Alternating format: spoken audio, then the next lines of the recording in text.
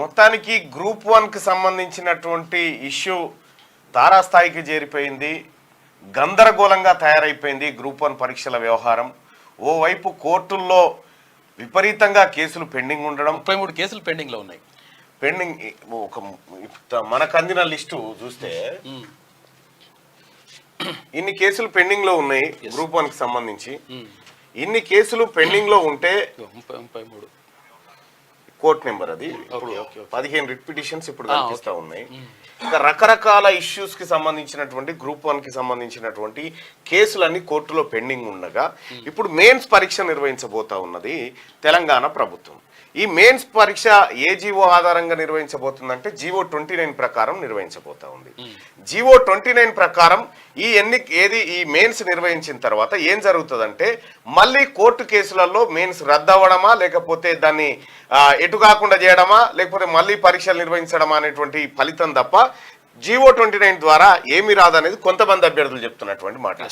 GO 55 ప్రకారం ముందుకు పోతే అట్లా కొన్ని సమస్యలు ఉన్నాయని చెప్పి కొంతమంది చెప్తున్నటువంటి మాట. తర్వాత ఈడబ్ల్యూఎస్కి సంబంధించి కూడా కేసులు పడ్డాయి. అంటే అసలు యాక్చువల్గా ఓపెన్ లో 50% ఉంటే ఆ 50% నుంచి అప్ టు 10% తీయాలి.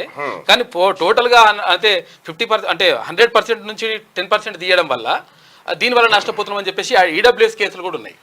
రకరకాల కేసులతోటి ఇవాళ 33 కేసులు పెండింగ్. గ్రూప్ 1 పరీక్ష పరిస్థితి ఒక్కసారి చూస్తే జీవో 55 ప్రకారం తీసుకొస్తే ఓపెన్ మెరిట్ లో 10,450 మంది వస్తారు ఓపెన్ కేటగిరీ ఓపెన్ వాళ్ళు. ఇప్పుడు 29 ప్రకారం 13,881 మంది వస్తారు అన్నట్టు. సో ఈ రకంగా చూసినా ఇప్పుడు ఈ జీవో ప్రకారం ఏం జరిగిందంటే జీవో 29 ప్రకారము ఇప్పుడు ఏదైతే గవర్నమెంట్ దీని ద్వారానే పోతా ఉంది, దీని ద్వారా పోతే 10,000 మంది మాత్రమే ఓపెన్ మెరిట్ లో ఎవరు ఓసీ వాళ్ళు వచ్చేది ఉండే. కానీ ఇప్పుడు 29,000 మంది వచ్చారు.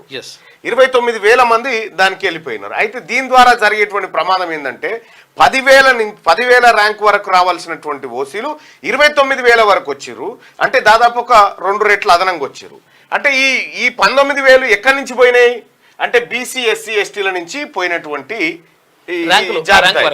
ర్యాంక్ వరకు పోయినాయి. ఇట్లా ఈ రకంగా ఈడబ్ల్యూఎస్ కి సంబంధించినటువంటి వాళ్ళకు ఇక్కడ బెనిఫిట్ జరుగుతూ ఉంది. ఇప్పుడు తాత్కాలికంగా ఈ జీవో 29 ప్రకారము కొద్దిగా బీసీలకు కొంత ప్రిలిమ్స్ లో కొంత వెసులుబాటు కల్పించిన మెయిన్ లో మాత్రం ఉండేటువంటి అవకాశం ఉండదు. కాబట్టి జీవో 29 ఇది కోర్టులో నిలబడేటువంటి జీవో లాగా కనిపించట్లేదు. ఓపెన్ లో వచ్చిన వాళ్ళని కూడా ఇట్లా రిజర్వేషన్ తీసుకురావడం వల్ల ఇటు రిజర్వేషన్ వాళ్ళకి నష్టం జరుగుతుంది. నష్టం అన్ని ఎస్సీ బీసీ అందరికి నష్టం జరుగుతుంది. ఈడబ్ల్యూఎస్ కూడా ఇది రాజ్యాంగ విరుద్ధంగా ఉందనేది జీవో 29 రాజ్యాంగ విరుద్ధంగా ఉందనేది అర్థమవుతున్నటువంటి అంశం.